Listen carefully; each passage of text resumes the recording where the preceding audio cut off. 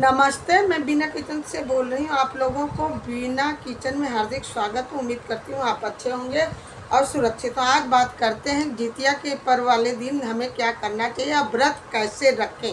कितना आसान, क्योंकि ये व्रत इतना कठिन है, जितिया का व्रत इतना कठिन है कि ये अपने पुत्रों की दीर्घायु के लिए ये व्रत रखा जाता है। एकदम निराजल, कोई फलाहारी नहीं है करना, 24 घंटा वैसे ही रखना है, क्योंकि ये व्रत बड़े कठिन व्रत है।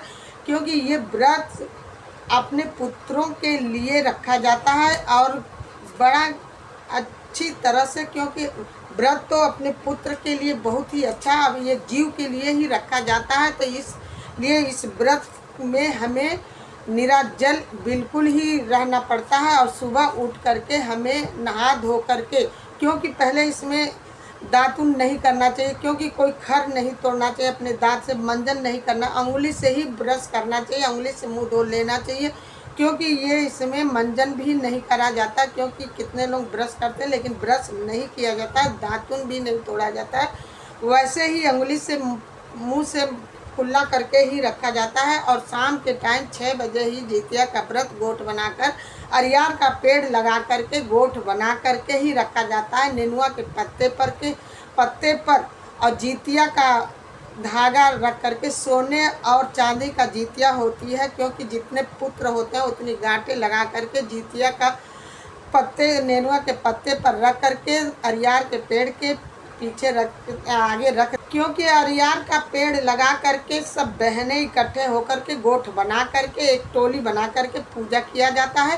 पूजा का सामग्री में क्या होना चाहिए? चना, भिगोया हुआ चना और मिठाई, फल, फूल, माला, नारियल, कलश रख करके बड़े विधि विधान से पूजा किया जाता है। और उसके बाद कथा सुनी जाती है, कहानियाँ सुनी जाती है, क्योंकि कहानियाँ सुनने के लिए ये व्रत बहुत ही फल देता है, क्योंकि ये पुत्रों की व्रत है, ये पुत्र के दीर्घ आय के लिए व्रत है।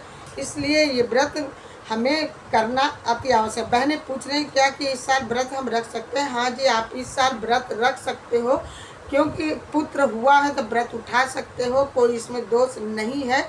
और क्या मासिक धर्म में हुआ है तो क्या व्रत रख सकते हैं? जी, व्रत आप रख सकते हो, लेकिन कहीं दूसरे से चढ़वा करके पूजा पाठ करा करके आप थोड़ी बगल हट करके कथा कहानी सुन सकते हैं, क्योंकि गोठ के अंदर नहीं बैठना चाहिए, क्योंकि अशुद्ध। और ये पूजा पाठ करके फिर अरियार के पेड़ को मतलब गांठ लगाते हैं जितने पुत्र होते हैं, उसके बाद जल चढ़ाया जाता है। फिर कहा जाता है अरियार का पेड़ पकड़ के अरियार श्री रामचंद्र जी से जाके बोल देना कि विवेक की मम्मी खर जितिया भूखी थे। इसी से श्री रामचंद्र से बोलने के लिए ऐसे अरियार के पेड़ को बीच में रख करके भगवान श्री राम के पास अपना संदेशा भेजा जाता है कि आज व्रत खर जितिया का व्रत रखा है। इसलिए श्री राम